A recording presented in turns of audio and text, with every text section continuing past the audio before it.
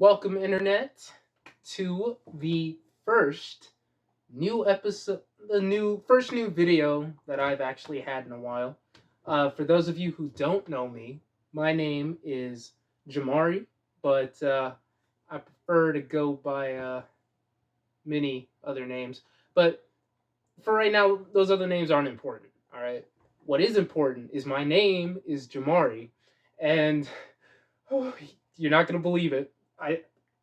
I couldn't even believe it myself. Um, Moist Critical, aka Charlie, aka Penguinz0. Um, Recently, well, it was recent for me, but technically speaking, it was a while back. Made a video, and in that video, he said my name. Uh, And on YouTube, I saw Jamari made a video about this as well. This I, I, oh my goodness, man. I just I couldn't believe it. I was flabbergasted. And I first saw that clip at like 2 in the morning. So already I was so happy, man. And all right, I know he may not have actually been talking about me, he most likely wasn't, but at the same time, the fact that he even said my name, or I guess Jamari is a common name. I don't really know. I'm like the only Jamari that I know. But either way, I thought, why not use this as motivation? Because maybe one day he will actually talk about me. I don't know. I don't. I'd say I don't care, but I care maybe just a little bit. Anyways, uh, basically the point is, when I say Penguinz0 saved this channel, what I mean is that kind of gave me a little bit of motivation. I mean, when you think about it, sure, I'm not the person he was talking about. And yeah, I'm jokingly going, yeah, that's me. That's definitely me. He's always talking about me. He and I were close friends. We're tight, man. We we go way back. All that gobbledygook. I don't really know. The point is, I thought, you know, why not? Because maybe one day, maybe not Charlie, but someone out there will say my name. We'll talk about my videos and will suck upon the teat that is mine, that is this channel. And before we really dive into the meat of the matter, which is this movie review, I just want to get one thing straight here, all right? That little, what I just said and all that good stuff, that's jokes. This new name for the channel, I'm not Let's Talk anymore, all right? I'm not a J Life. Right now, I am culture critical, all right? Not to be confused with moist critical, because for one, I'm not moist. So don't. What's the best way I can put this? Okay, here in 2022, everything that happens is taken so literally. So everyone's just up their own ass, is the way I like to feel it, Like, if two guys even have remotely the same kind of a name or anything, the internet goes wild and they try to cancel one guy or say, "Hey, that guy's stealing" and all that. Well, I'm gonna kind of clear this up now. All right, I'm not stealing. I thought Culture Critical was a really cool name, and then I hadn't even really thought, like a second thought, that it sounded like Moist Critical or anything. And here's the other thing: don't expect me to grow my hair out all long and stuff like I look like a girl from behind or Jesus or someone. All right, I'm not doing that. All right, don't expect me to talk about my endless supply of sex toys or anything. I don't own them. Okay, um, but either way, don't expect me to talk about it. Uh, what you can expect for me to make jokes, to give you really good reviews about movies and television shows. And yes, every now and then I might do something goofy, something wacky, something out of this world zany. All right, yeah, we'll have videos like that too. But I just kind of wanted to dive into this. Anyways, time to actually get into the review because I'm already 5 minutes in. So recently I watched Rise of the Teenage Mutant Ninja Turtles, the movie. And some people out there, I'm not saying you guys, but I am saying some of you guys, just kind of click on any video that you see. So you might not really know what Rise of the Teenage Mutant Ninja Turtles is. So let me give you a little breakdown of what Rise the series is. So Rise of the Teenage Mutant Ninja Turtles, by obvious definition, is a new rebooted iteration of the Teenage Mutant Ninja Turtles, who have existed for God knows how long. Um, and this reboot covers a lot more of a different vibe than that's not the best word for a reviewee to use. All right, it covers something that its previous iterations, such as the 2003 Ninja Turtles, the classic 1987 Turtles, who I probably should have said first, and the 2012 Ninja Turtles, which was the most recent of past iterations. And of course, we come to Rise, of course. And with Rise, focuses a little more on mysticism, occult, however you want to phrase it. Basically, in this version of the Turtles, the Ninja Turtles somehow fall into like a mystic underground city right beneath New York, where they wind up getting weapons that give them mystical powers. And frankly, I think it's a really cool premise. I think it's like a new idea, something that a few of the previous versions of this show have covered, but not exactly focused too much upon. Like it wasn't the basis of the entire series. Because with the series, yeah, there's mutants just like the past, and the Shredder eventually comes in and all that. But its main focus up until then is mysticism, mystic creatures, mystic mutants, all that good stuff. And it's honestly not bad. It also kind of gets callbacks, like many other reboots. It has callbacks to its previous incarnations and things like that. And it's honestly pretty enjoyable. I mean, to be honest, lots of people shat on it because the designs of the characters just kind of didn't fit everyone's fancy. And that's understandable. Everyone's got their own different tastes. And as human beings, we also do judge things at face value. We're presented something and we automatically, without really giving it a chance, without hesitation, without provocation, honestly, we just judge things and say that it's complete and utter trash just based off the way things look. When honestly, despite the looks, which frankly I think kind of fits each of the characters' personalities, all in all, it's honestly not bad. I mean, they do have some goofy villains like the Hypnopotamus and what's that other guy? The Repo Mantis, which I couldn't even give you a 2 cents about what the juice is going on there. And there's some Weatherman worm, I think. I, to be frank, he's the most ridiculous of all villains, and I choose not to know anything about him. Now, going into the actual meat of the movie is set after the Rise's second season, where they defeat the Shredder, and you know, Leo is named leader because in the Rise of the Turtles, I probably should have mentioned this earlier, Raphael is the leader of the Turtles, which honestly, I didn't know how they were going to pull that off, but the series kind of makes Raph act a little more like Leo, and Leo acts a little not like the previous Leos.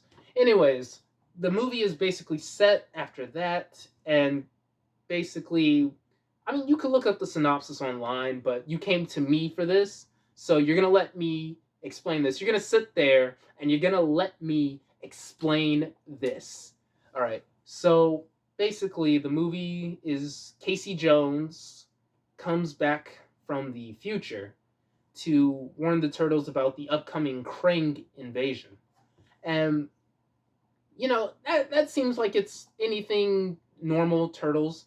But with this movie, one big focus is that the turtles will lose their mystic powers. I won't tell you.